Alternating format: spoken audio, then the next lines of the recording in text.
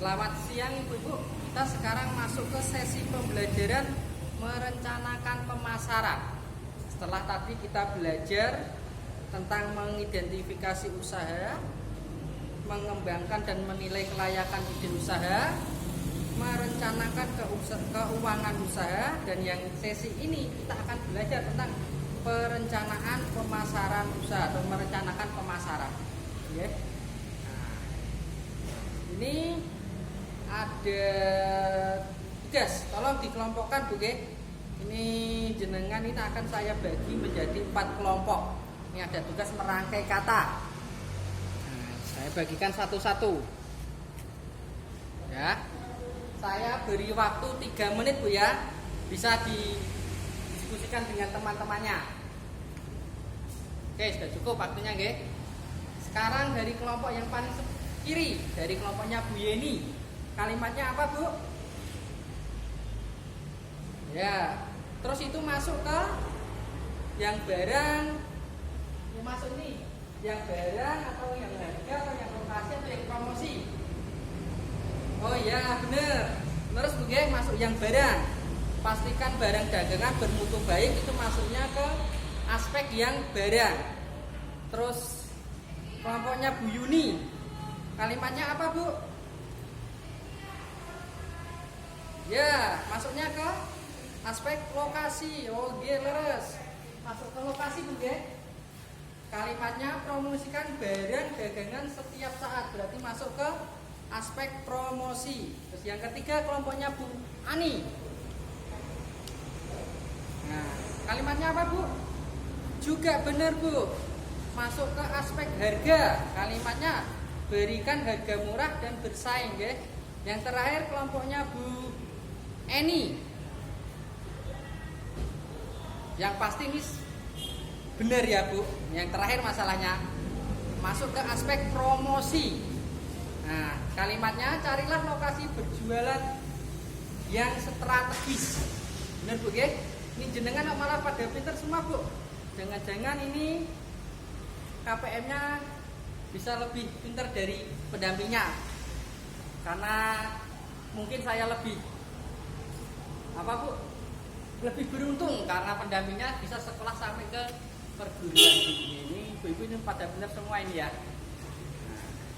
Ini Bu, antara barang, harga, lokasi dan promosi itu adalah 4 aspek yang sangat diperlukan untuk merencanakan pemasaran Bu.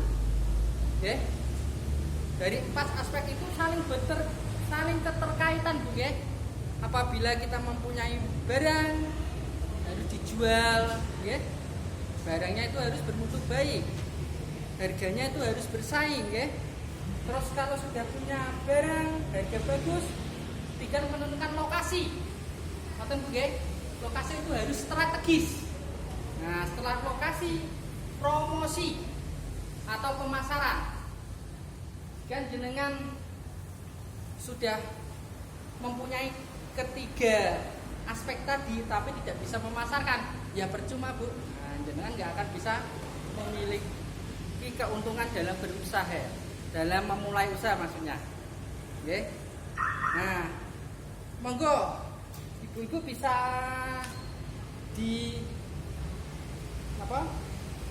ceritakan kembali tentang Ibu Lili.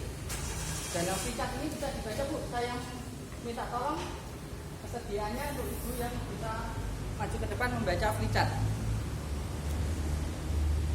Ya oke, terima kasih Ibu ya. Saya mulai dari aspek barang. Kenapa rencana pemasaran harus dimulai dengan barangnya dulu Bu? Ini aspek-aspeknya Bu ya. Dari barang tadi barang itu harus barang yang berkualitas baik Bu. Kalau mau menjual sesuatu itu harus barangnya berkualitas baik Terus kualitas barang umumnya dijual. Bagaimanakah kualitas barang yang akan dijual? Barang yang akan dijual disesuaikan dengan yang dicari pelanggan Bu. Seumpama niki musim kemarau. Jenengan kok dodolannya malah jas udan, ya keliru Bu. Ya mboten lho.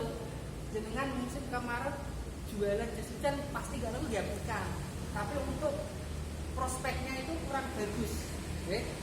Terus lebih baik dibanding barang itu harus lebih baik dibandingkan kualitas barang yang umumnya dijual, barang yang dijual oleh pesaing kita, ngerti nggih? Dengan bilang jual sesuatu barangnya harus lebih baik dari pesaing kita. Dari harga, ya. Sekarang dari aspek harga. Ini poin-poinnya. Bisa nanti ya, saya baca aja ya.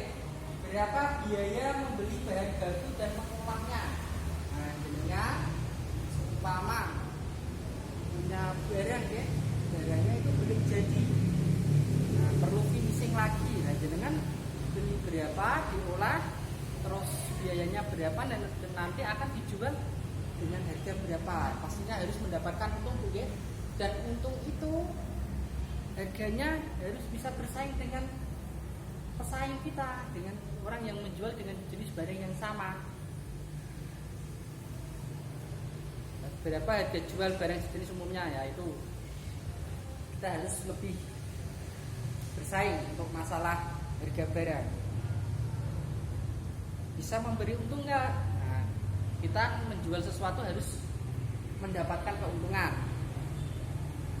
Oke, sekarang dari aspek lokasi, Bu ya. Dengan berjualan harus memperhatikan lokasinya, Bu.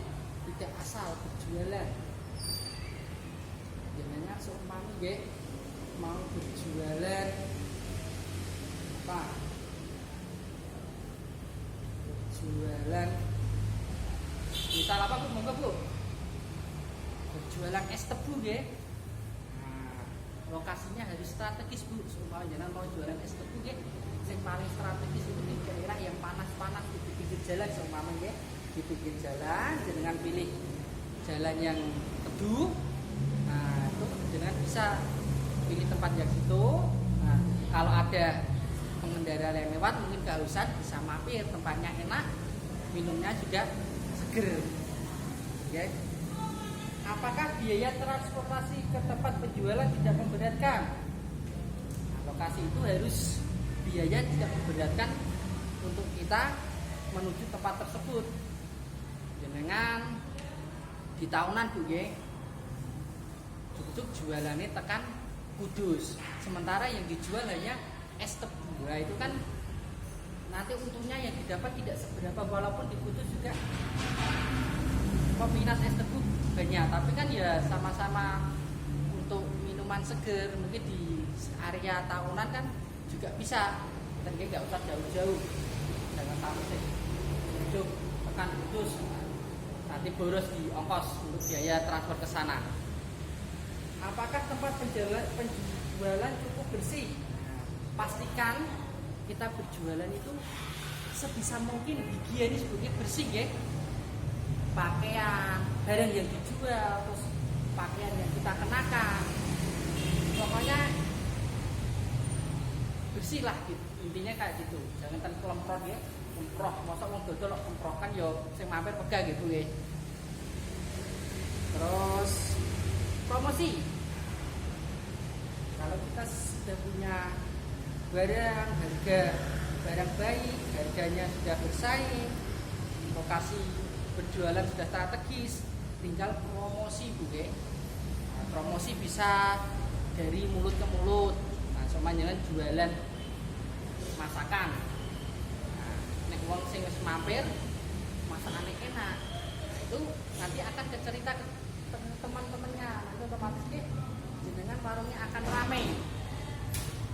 Atau lewat media sosial, di-upload lewat sosial media, di story WA, WhatsApp, atau di Facebook, Instagram, kan bisa begini.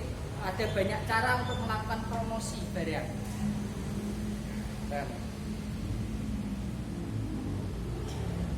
Kemudian guys, sekarang semuanya begini untuk yang sesi rencana pemasaran ini.